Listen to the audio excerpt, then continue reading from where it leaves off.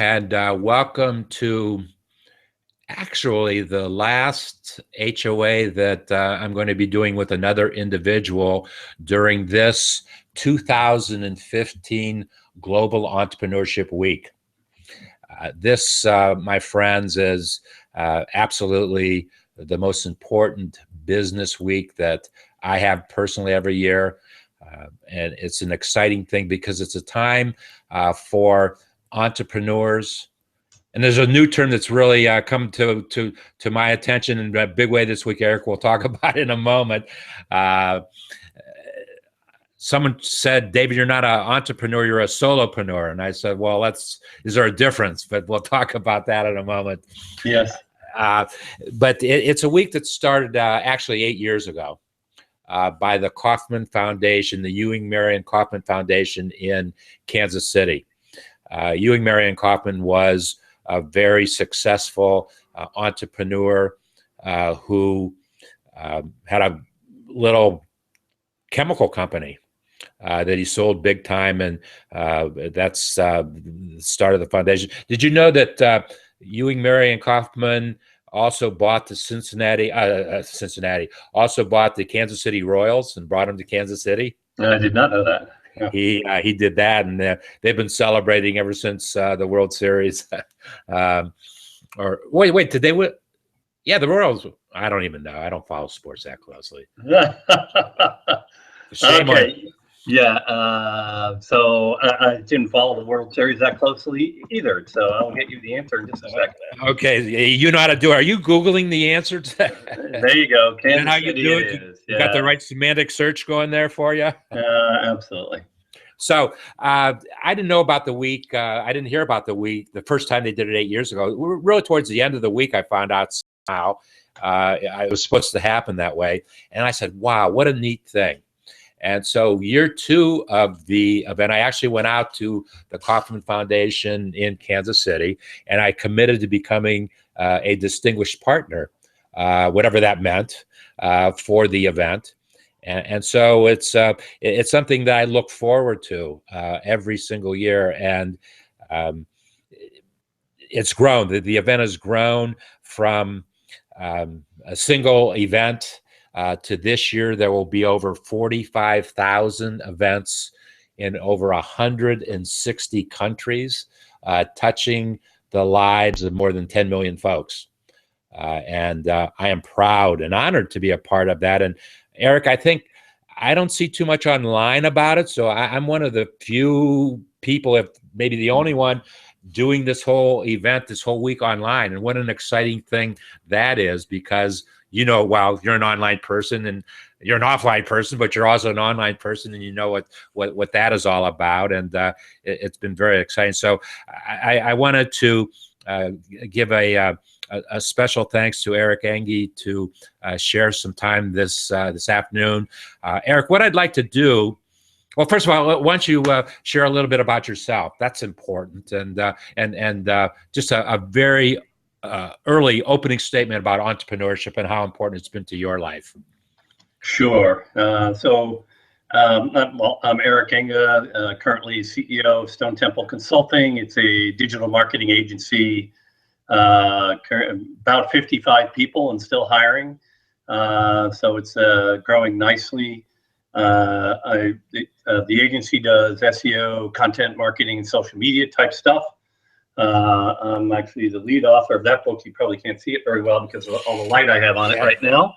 So maybe that'll make it a little. Yeah, that is better. That is better. Okay, I'll turn that light back on again so you can see me. But anyway, 1,000 pages almost of information all about search engine optimization, together with Stephan Spencer and Jesse Stricchiola. And I've been an entrepreneur since let's see, depends on how you want to count it. No one would dispute 1997 because that's when I left the employment of Phoenix Technologies. Excuse me, but even for 5 or 6 years before I left Phoenix, I was doing entrepreneurial startups within Phoenix Technologies.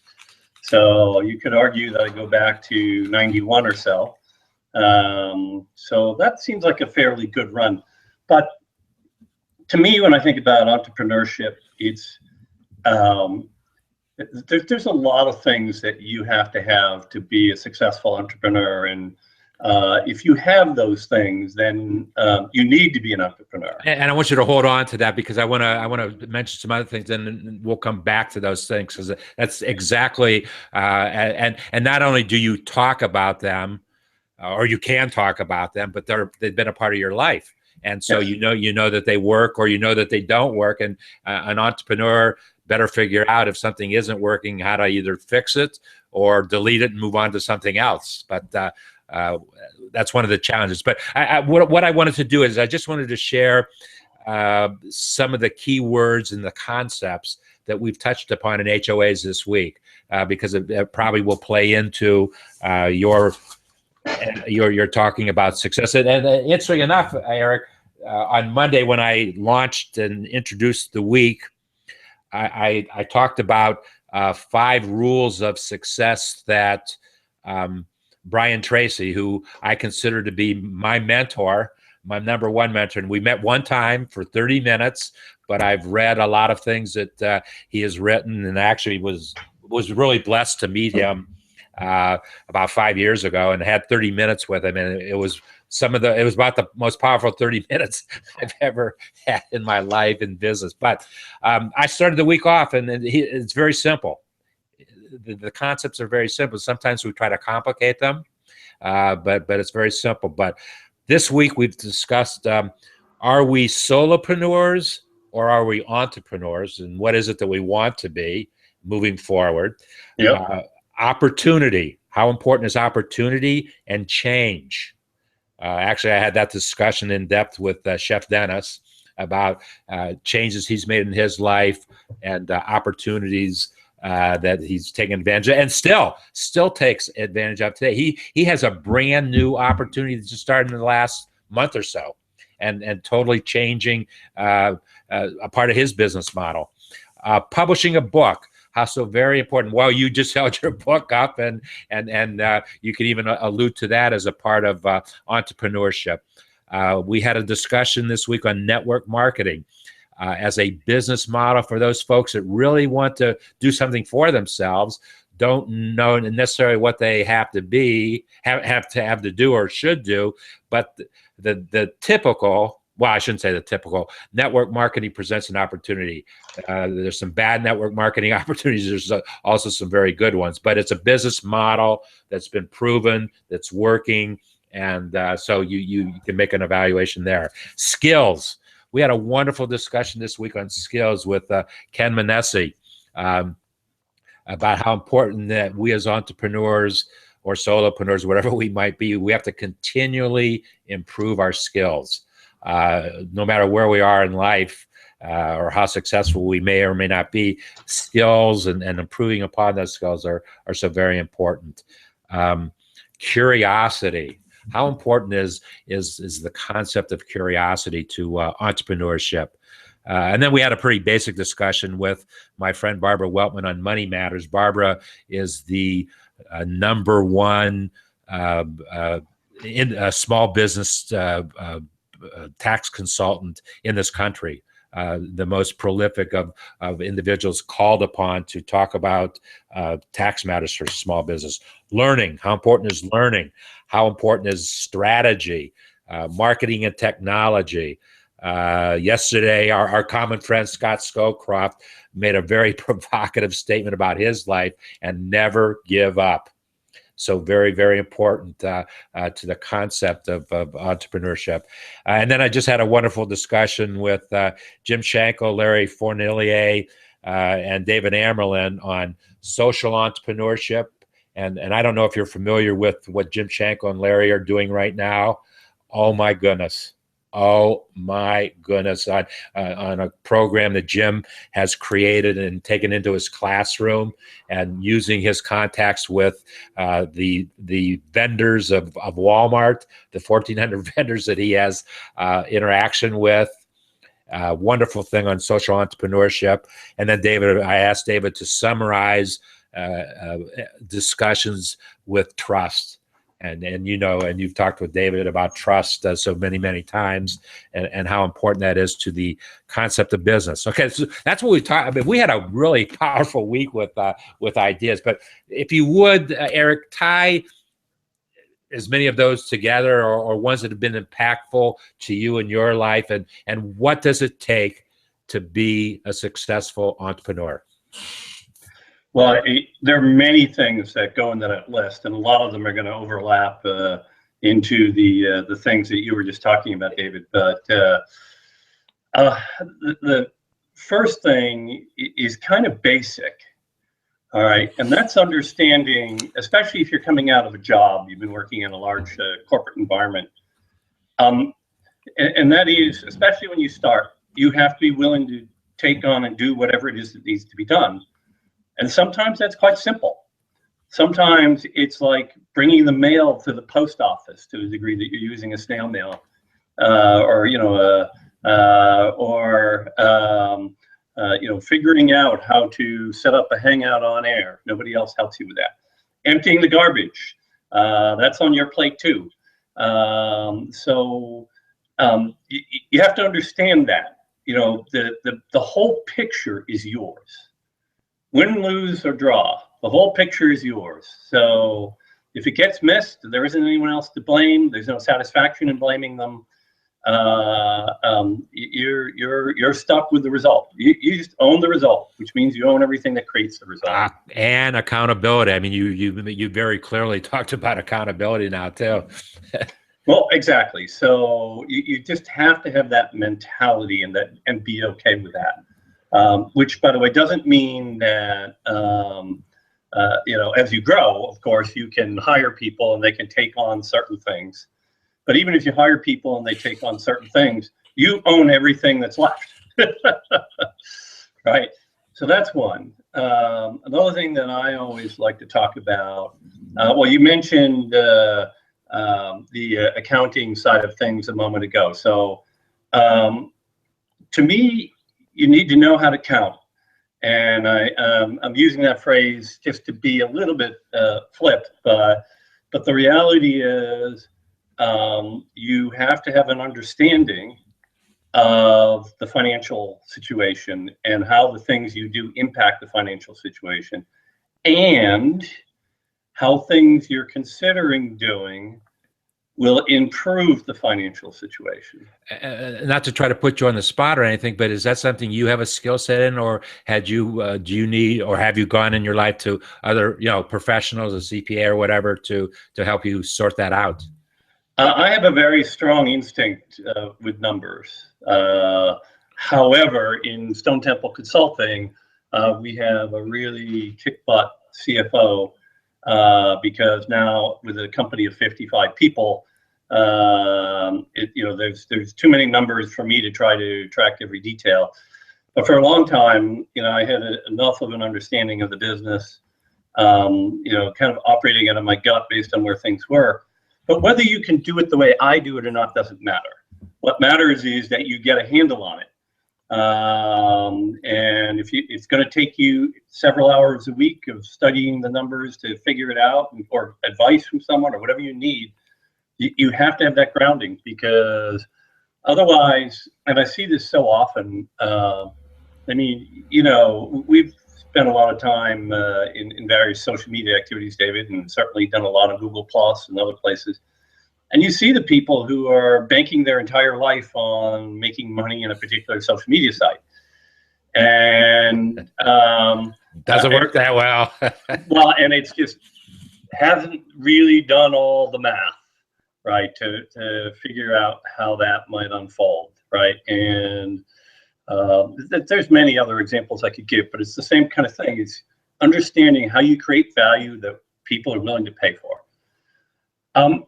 And I, to your point, the very first thing that Barbara talked about earlier this week, and what advice could she give, is cash flow. Now, it's one thing to, be able to sell your expertise, but it's another thing is to get paid for the selling of your expertise, and that's something most small business owners I've met over the years and maybe it's changed because I don't go face to face with as many as I used to, are afraid to ask for money, are afraid to ask for the money that they have, they've taken their time or what, their product, their service, whatever it might be, and they're afraid to ask for money to pay for it, to collect the money for it. And right.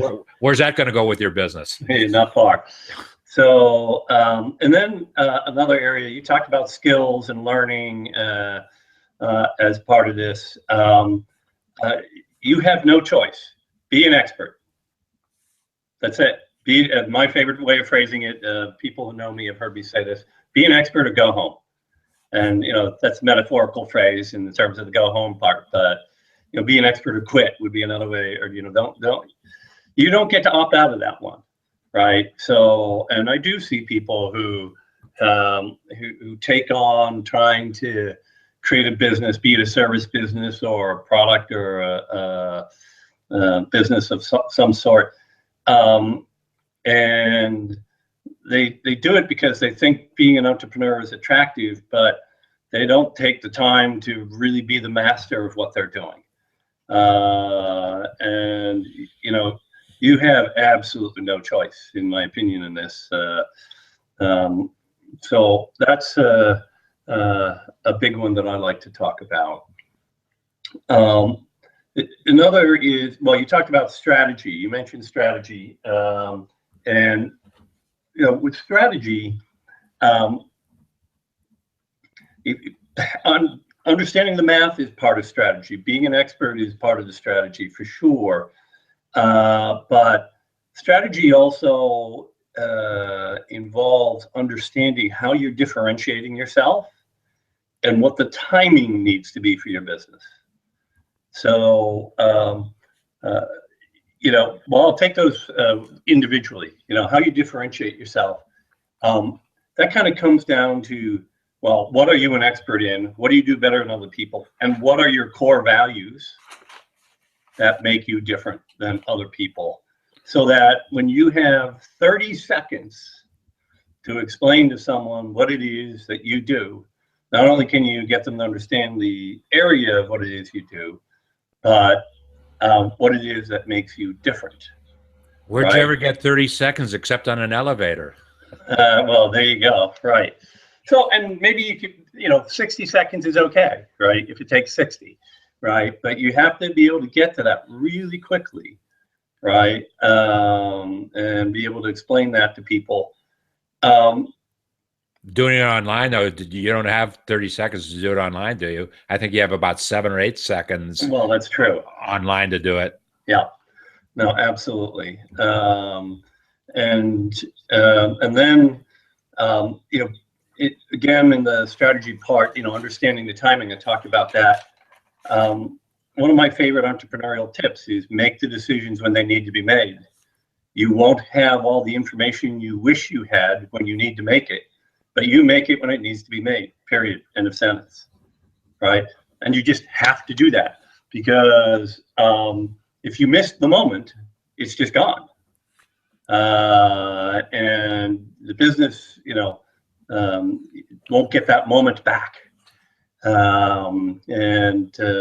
That plays into opportunity also. I mean, that's what opportunity is. Yeah, being opportunistic is a part of that. And I'll give you just a story about one opportunistic moment I had. Is that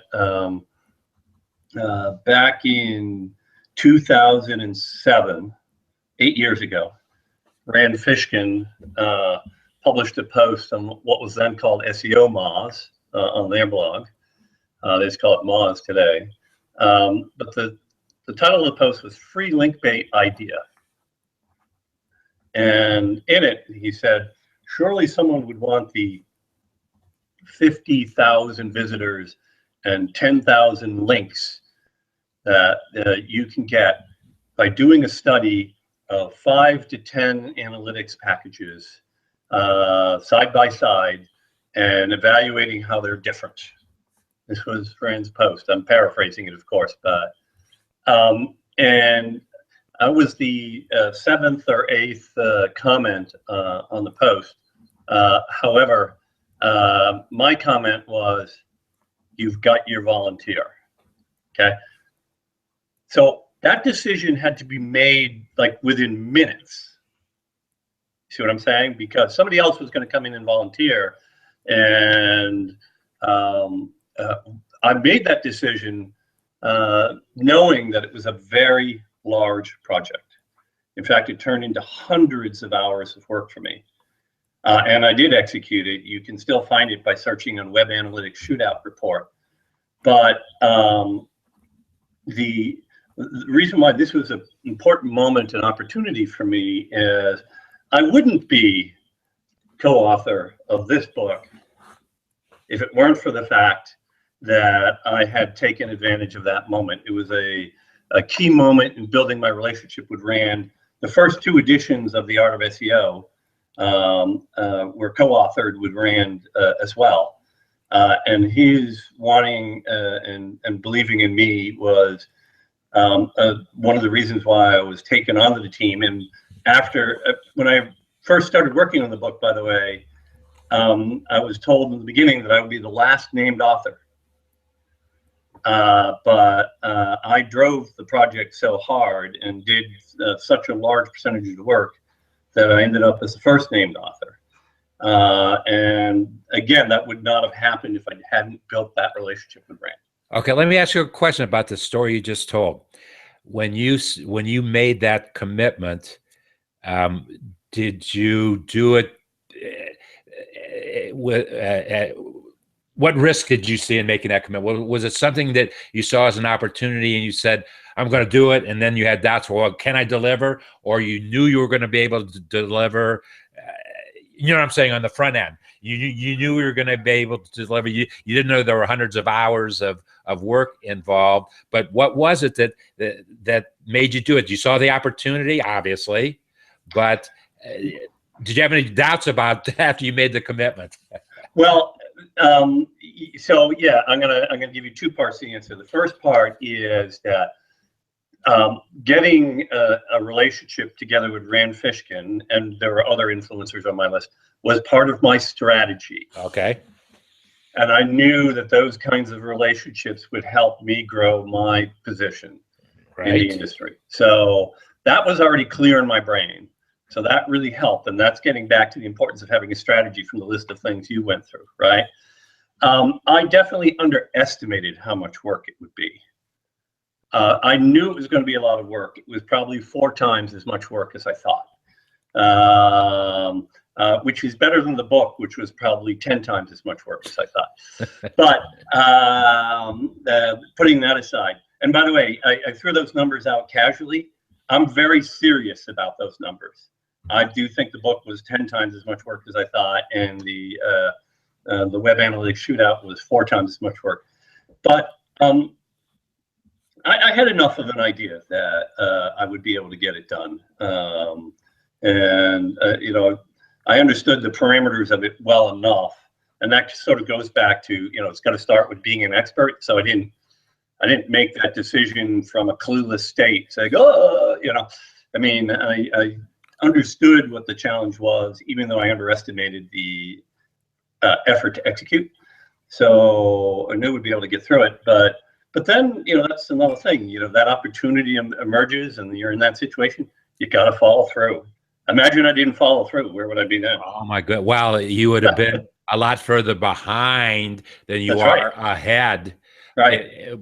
Because of your follow through and delivering, which is an important lesson that entrepreneurs must. Yeah, we hear the expression, "Don't overcommit and underdeliver." Over-deliver and undercommit. Right. Yeah. is a much better position to operate from. Yeah. And I think you also mentioned, or at least in one guise or another, you mentioned the notion of leadership. I guess you didn't. I'm looking at your list. I didn't mention leadership. You know what? Interesting, because that should have been that's what. Well, you know what? Here we are. I want you now to address leadership. That's because it's not on the list. It is now, though. Yeah, and it is really. I did talk about being an expert, so it's related to that. But then there is also how do you show that you're an expert? and how do you get out there with that? And by the way, just so people don't think that this is a narrow-ranging discussion, I could be talking about the local convenience store, right? That doesn't mean a local convenience store can't show leadership of some sort by participation in the community. Maybe they would be one of the people who embraced putting green lights up for Veterans Day, or maybe they would be a leader in pushing for green businesses, or there's different ways of showing that you're a leader, or making demands on the suppliers to their stores that make some type of statement.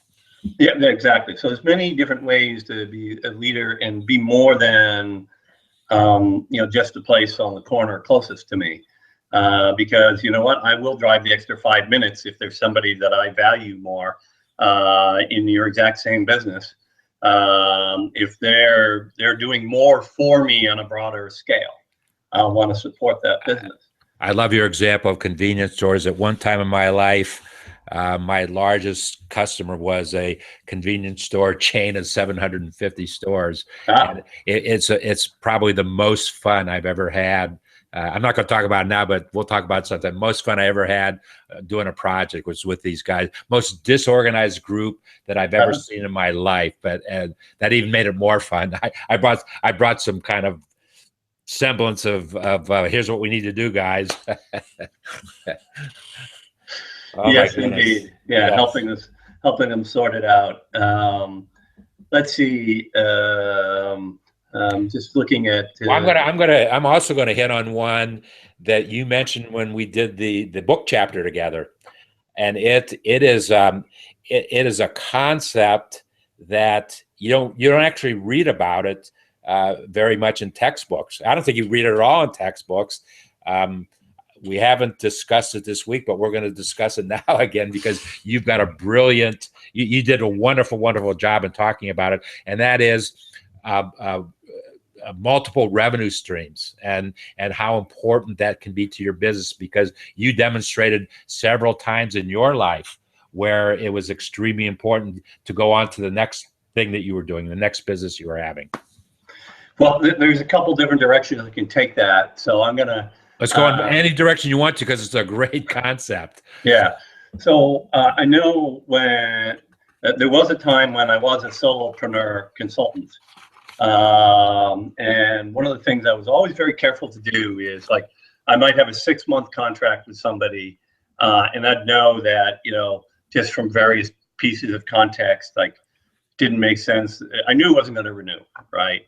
And so as a solopreneur, you could do one of two things. You can wait for it to end and then you go get your replacement, or you can get a replacement and make sure it starts right when the other one ends, or you can have it start a month before it ends. And you even better. Right? And I was always, as a solopreneur, good at that last scenario, having it start before the other one ended. So that was, one, that's one aspect of your question that I can address. I think the other aspect is, and I'll just talk about it from a Stone Temple Consulting perspective. We're known originally as an SEO agency. We now brand ourselves as a digital marketing agency. Nearly half of our revenue is content marketing.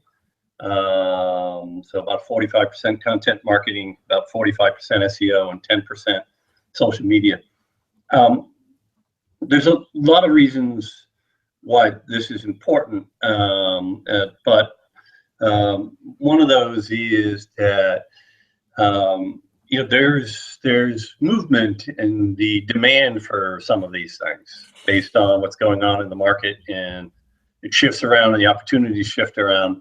So being flexible enough to address more than one topic area like we are has really helped us grow the business faster and gives stability. There's another related concept to it. You also want to be careful, like if you have one client which is half your revenue, You know, that's a dangerous place to be. That doesn't mean you don't take the client. Of course you do, but then you now just earned yourself a sales challenge. And that sales challenge is, okay, I got that big client that just came in, but I need to make sure that I have other clients so that my whole, because I'm going to hire people to help me with this, you know, new big client, right? And now if it goes away, I'm going to have to let people go, and that sucks. You don't want to have to do that. Of course, it's, you know, bad for the people involved, and you want to be good to the people you're working with. So, you know, you got to get other people in so you're not so dependent on that one specific client. So there was a few different spins at it right there. I should have listened. I should have had you as a friend in the year 2001 or 2002. I had 3 clients, and I was never making more money in my life than I was with just having 3 clients and doing what I did as a solopreneur. I was able to execute and do what I had to do. About a year and a half after I had those 3 contracts, the 2 largest ones, one was a multi-billion-dollar company. One was a $400 million division of another company. One was a startup, a brand new startup, a friend who asked me to get involved in this startup. Okay, I lost the 2 largest ones overnight, literally overnight. And I said, what the hell am I going to do now? What am I going to do? Well, it was a different, but I had to find something to replace that. And I wasn't smart like you. And I was kind of hit with a curve. They were friends that the economy was slowing down a little bit. Their CEO said, we're getting rid of all consultants. And that, I hate the C word for that reason. And it was what it was. But these are friends that had to say to me, David, we can't pay your contract anymore. Oh my goodness, it was a nightmare, Eric. I should have listened to this conversation 15 years ago. Yeah, well, I mean, you know, some of these things are hard-won lessons for me too. You know, it's like you just you experience a situation and you say, oh yeah, life can happen.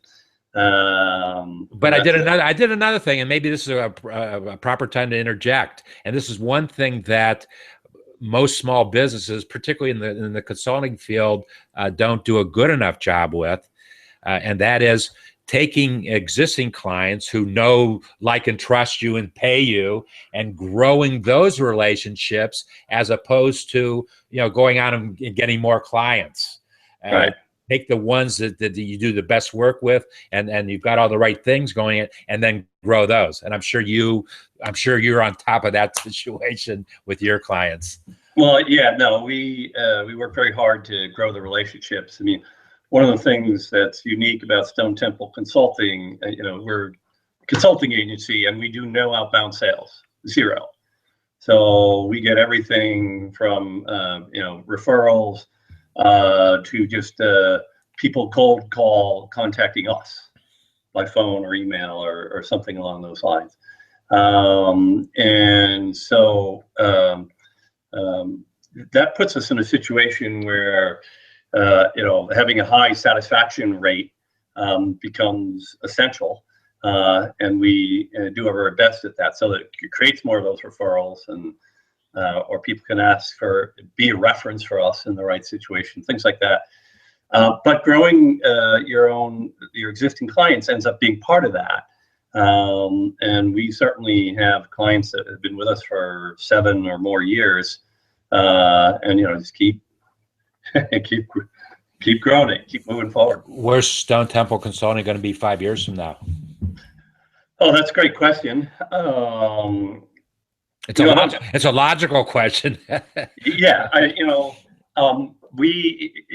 did talk about having a strategy, but one part that isn't incorporated in our strategy, which makes some business people uncomfortable, is, you know, we don't have like a cast in stone revenue and growth plan. Although I, generally speaking, have in my head what the numbers are going to be for, you know, the current year and the next year, and you know, that doing the math thing, it actually seems to work fairly well. in terms of estimating what that's going to look like. But presumably we'll keep growing. I hope. I think we're doing the right things to make that happen. We have a really strong marketing team. Mark Trapphagen is awesome with that, and then we have people that work for Mark as well that do really great things for us. So the right things are happening, and it kind of looks like we're still getting the sales growth that we're looking for. So, what I can tell you safely, it'll be bigger. Well, you probably have, to that point, I'm going to guess that you don't have outside investors to the company. You built the company. You smartly were generating multiple revenue streams so that you could, do what you had to do. And so I suppose if you had an outside group of investors, they would say, okay, here's where you have to be, and here's where you're going to be. And if not, you're out of here as CEO, or whatever the scenario might be. But that's you grow organically, it sounds like, and there's strength in that. There's stability in that. Yeah, no, there definitely is. And by the way, there's nothing wrong with people who want to take investors in or go down a different path if they, as I say, are doing the math the right way and making those decisions in a smart way. And that's just not the path I've chosen, but there are many paths that work. And that's a great point. and you have to find the one that works best for you. Yes. I have a business motto, Eric, that I would not recommend for anybody to use. Yeah. But it has worked for me for over 40 years. It just by the nature of what I am and what I do and how I do it. And if I told people what it's all about, my mother still asks me, David, what is it that you do? What do you do, David? She's been asking me that question for 50 years. No, not quite 50, almost 50 years. But it's, you've got to find what works for you. Yeah, absolutely. At the end of the day, it really kind of comes down to, I think it's a good move by Google. I think it's, unfortunate they didn't make that move 3 years ago or 2 years ago, because they'd be, I think, in a much better spot now. I'm worried, I'm not saying it's too little too late, but it's just like, there's a lot of people who have just turned Google Plus off in their brain. And once somebody's turned something off and you're trying to get them to turn it back on, that's challenging. However, right? And I'm going to challenge what you just said, but you're absolutely right. But the next time that individual is looking for information, are they going to Google it to find the information? They might. It's certainly possible. They're not running to Yahoo. Yeah, well, that's true. I think there's the opportunity for this to work well for Google. It would have been so much better if they had just done it early on, because then people would have been able to latch on to why Google Plus is different. And not so much. Well, you're absolutely right. But also, too, Google loves to surprise you.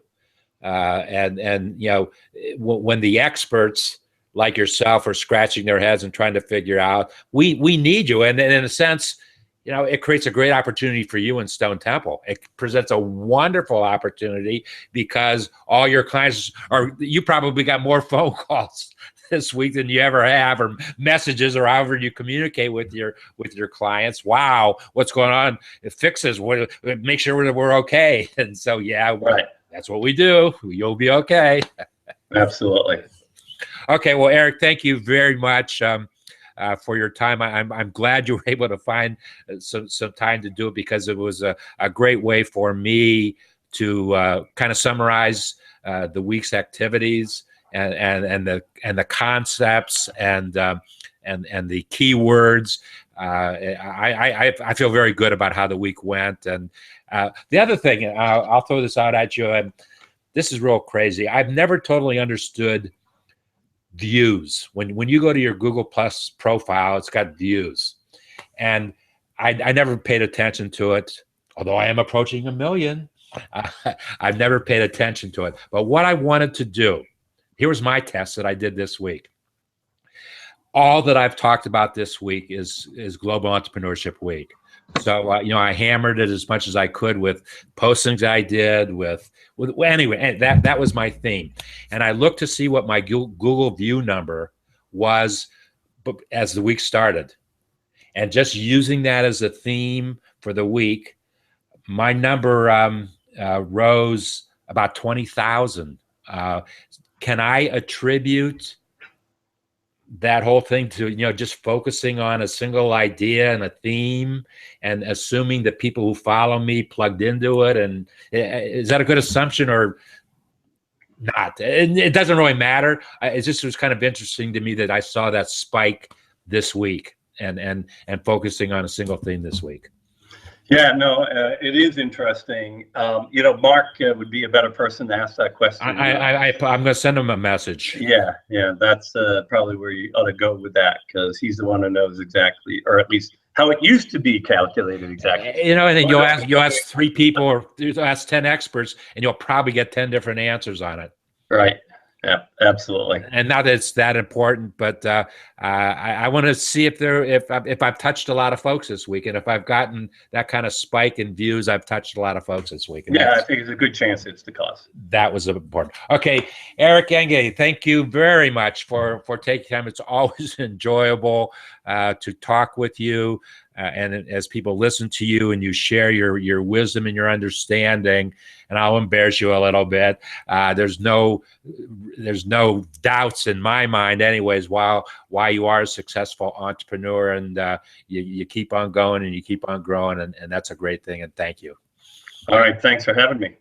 We'll talk to you soon. And if this is your first time visiting us, we hope you come back to the Dreaming with Entrepreneurs in Google Plus community. Did I say a good thing? The Google Plus community. Oh, there you go. And we had a big spike in membership in the community this week. I had 100 people request membership in the community. So there's got to be a tie there someplace. Sounds like it. So please come back again. If we didn't talk about something today that you want some more information, please either plus me or plus Eric on it, and we will get you answers to those questions, and come back again and engage and participate and collaborate. That's what we are all about in our community. My name is Small Biz David, and I'll see you the next time, which may very well be the best time. See you then.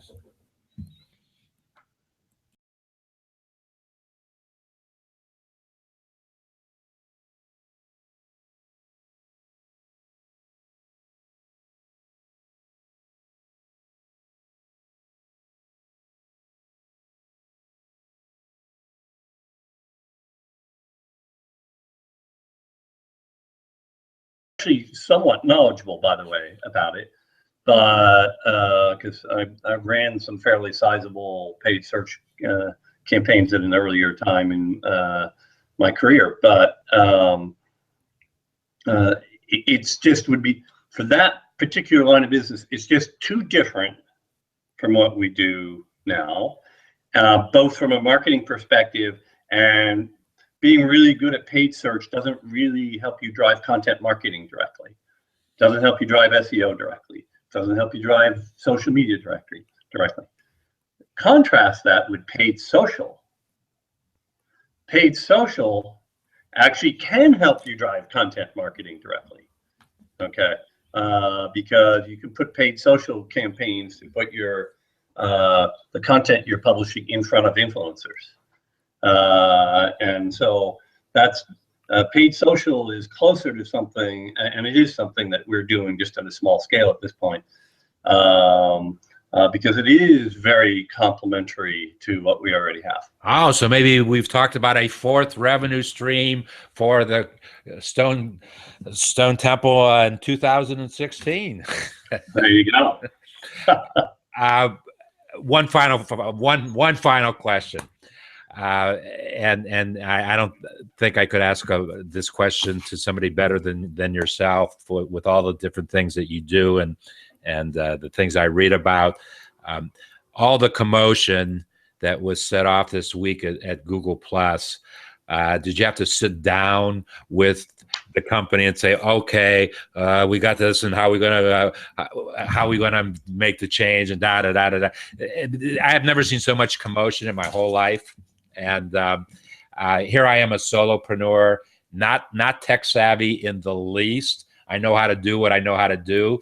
I don't have a broad thing, but I just looked at things, and what was happening was extremely logical, and people don't get it. People, we've been spoiled by the technology that Google has made available to us. We've been spoiled by it. And I don't know if I've ever told you this or not, Eric. I saw the very first HOA that you produced. I actually viewed it. You were like in a small room or something, weren't you? A real small area. Well, yeah, and probably wasn't well lit, and there were many. It was not well lit. And I know Ronnie was helping you out get that first one going. Yeah, absolutely. But and here I had two instances this week. I had preset all these HOAs up with event pages, and three times this week, I went to those event pages and couldn't start my HOA. Wow. And not that maybe I did something wrong. That's very possible. But, I don't think I did. I've done 350, 400 HOAs, and I don't think I've done anything different. But here I could not start three HOAs this week. Two of them, we immediately made the decision to go Blab and do it in Blab's technology as opposed to HOA. So no biggie. I mean, we got the content, we recorded the content, and that was really all that was important. And as a matter of fact, going into another environment, brought in some new people that never would have found us in the HOA. So right. It wasn't a bad thing. It worked out for us. And in the third situation, I called my collaborative partner Vivek and said, Vivek, I got an HOA starting in 1 hour. It's not working. Fix it for it. Help me fix it. So we fixed it, and we did it, and et cetera, et cetera. Okay. So I didn't give you a chance to answer. What happened at Stone Temple this week with all the changes? Well, yeah, it's interesting. Google Plus.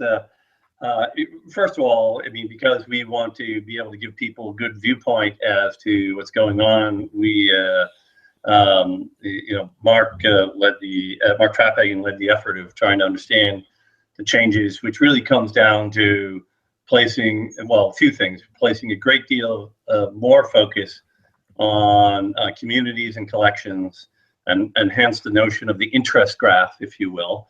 And then simplifying the interface, personally, I'm still on a learning journey as to everything that's happened with that, as even Mark is, and it'll evolve and change quickly. So for us, one of the things that we would like to get out to people is our clients is just sort of messaging as to what's the significance. And at the end of the day, it really kind of comes down to, I think it's a good move by Google. I think it's, unfortunate they didn't make that move 3 years ago or 2 years ago, because they'd be, I think, in a much better spot now. I'm worried, I'm not saying it's too little too late, but it's just like, there's a lot of people that have just turned Google Plus off in their brain. And once somebody's turned something off and you're trying to get them to turn it back on, that's challenging. However, and I'm going to challenge what you just said, but you're absolutely right. But the next time that individual is looking for information, are they going to Google it to find the information? They might. It's certainly possible. They're not running to Yahoo. Yeah, well, that's true. Yeah, I mean, I think there's the opportunity for this to work well for Google. It would have been so much better if they had just done it early on, because then people would have been able to latch on to why Google Plus is different. Yeah. And not so much. Yeah, well, you're absolutely right. But also, too, Google loves to surprise you. And you know, when the experts like yourself are scratching their heads and trying to figure out, we need you. And in a sense, you know, it creates a great opportunity for you in Stone Temple. It presents a wonderful opportunity because all your clients you probably got more phone calls this week than you ever have, or messages, or however you communicate with your clients. Wow, what's going on? It fixes. Make sure we're okay. And so, yeah, right. That's what we do. You'll be okay. Absolutely. Okay. Well, Eric, thank you very much for your time. I'm glad you were able to find some time to do it, because it was a great way for me to kind of summarize the week's activities and the concepts and the keywords. I feel very good about how the week went. And the other thing, I'll throw this out at you, and this is real crazy. I've never totally understood views. When you go to your Google Plus profile, it's got views, and I never paid attention to it, although I am approaching 1 million. I've never paid attention to it. But what I wanted to do, here was my test that I did this week. All that I've talked about this week is Global Entrepreneurship Week. So, you know, I hammered it as much as I could with postings I did anyway, that was my theme. And I looked to see what my Google view number was as the week started. And just using that as a theme for the week, my number rose about 20,000. Can I attribute that whole thing to, you know, just focusing on a single idea and a theme and assuming that people who follow me plugged into it? And is that a good assumption or not? And it doesn't really matter. It was kind of interesting to me that I saw that spike this week and focusing on a single theme this week. Yeah, no, it is interesting. You know, Mark would be a better person to ask that question. I'm going to send him a message. Yeah, that's probably where you ought to go with that, because he's the one who knows exactly, or at least how it used to be calculated exactly. You know, and then you'll ask 3 people, or you'll ask 10 experts, and you'll probably get 10 different answers on it. Right. Yeah, absolutely. And not that it's that important, but I want to see if I've touched a lot of folks this week, and if I've gotten that kind of spike in views, I've touched a lot of folks this week. And yeah, I think it's a good chance it's the cause. That was important. Okay, Eric Enge, thank you very much for taking time. It's always enjoyable to talk with you. And as people listen to you and you share your wisdom and your understanding, and I'll embarrass you a little bit, there's no doubts in my mind anyways why you are a successful entrepreneur, and you keep on going and you keep on growing, and that's a great thing, and thank you. All right, thanks for having me. We'll talk to you soon. And if this is your first time visiting us, we hope you come back to the Dreaming with Entrepreneurs in Google Plus community. Did I say a good thing? The Google Plus community. Oh, there you go. And we had a big spike in membership in the community this week. I had 100 people request membership in the community. So there's got to be a tie there someplace. Sounds like it. So please come back again. If we didn't talk about something today that you want some more information, please either plus me or plus Eric on it, and we will get you answers to those questions, and come back again and engage and participate and collaborate. That's what we are all about in our community. My name is Small Biz David, and I'll see you the next time, which may very well be the best time. See you then.